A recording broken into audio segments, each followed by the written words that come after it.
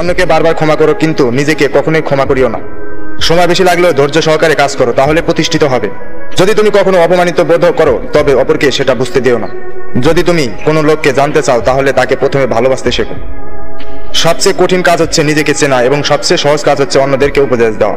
আমি বলবো না আমি 10,000 বার হেরেছি, আমি বলবো যে আমি হারার হাজারটি কারণ বের করেছি। সুন্দর একটা মানুষ না খুঁজে সুন্দর একটা মন খুঁজো, তাহলে ভালোবাসার সফলতা আসবে। যাহা তুমি দেখাও তার চেয়ে বেশি তোমার থাকা উচিত, যাহা তুমি জানো তার তুলনায় কম থাকার কথা বলা উচিত। যদি সর্বোচ্চ আসন পেতে চাও, তাহলে নিম্ন স্থান থেকে আরম্ভ করো। সৎ পরামর্শের চেয়ে কোনো উপকার আর্থিক মূল্য নয়। কখনো কোনো বন্ধুকে আঘাত করো না, এমনকি ঠাট্টা করেও বলো না। কথাবার্তায় ক্রোধের পরিমাণ খাবারের লবণের মতো হওয়া উচিত। পরিমিত হলে রুচিকর, অপরিমিত হলে ক্ষতিকর। কিভাবে কথা বলতে হয় তা না জানলে অন্তত কিভাবে চুপ থাকতে হয় তা শিখে নাও। জীবনকে এক পেয়ালে চায়ের সাথে তুলনা করা যেতে পারে। যতই তৃপ্তির সাথে আমরা তা পান করি, ততই দ্রুত তলার দিকে অগ্রসর হতে থাকি।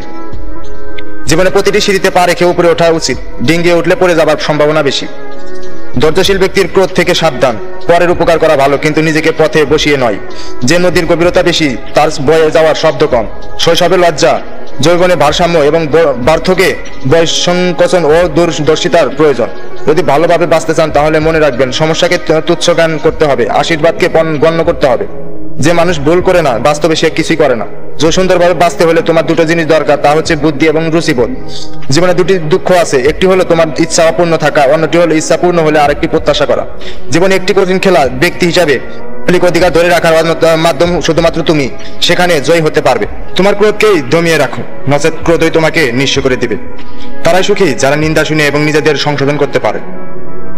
অন্যের অটোগ্রাফ সংগ্রহ করে সময় নষ্ট না করে বরং নিজেকে উপযোগী করে তোলো, যাতে অন্যেরা তোমার অটোগ্রাফ সংগ্রহ করে। সূর্যের মতো দীপ্তিমান হতে হলে প্রথমে তোমাকে সূর্যের মতোই পড়তে হবে। যে ব্যক্তি কাউকে গোপনীয় উপদেশ দিল, সে তাকে খুশি করলো ও সুপ্রসিত করলো। আর যে ব্যক্তি প্রকাশ্যে কাউকে উপদেশ দিল, সে যেন তাকে লাঞ্ছিত ও কলঙ্কিত করলো। আগুনকে যে ভয় পায়, সে আগুনকে ব্যবহার করতে পারে না। বাঙালি 100 ভাগ সৎ হবে এমন আশা করা অন্যায়। 50 ভাগ অসৎ হলেই বাঙালিকে পুরস্কার দেওয়া উচিত। যতদিন মানুষ অসৎ কাজে থাকে, ততদিন তার কোনো শত্রু থাকে না, কিন্তু যেই সৎ হয়ে ওঠে, তার শত্রুর অভাব থাকে। কারো প্রতি শ্রদ্ধা অটুট রাখার উপায় হচ্ছে তার সাথে কখনো সাক্ষাৎ না করা।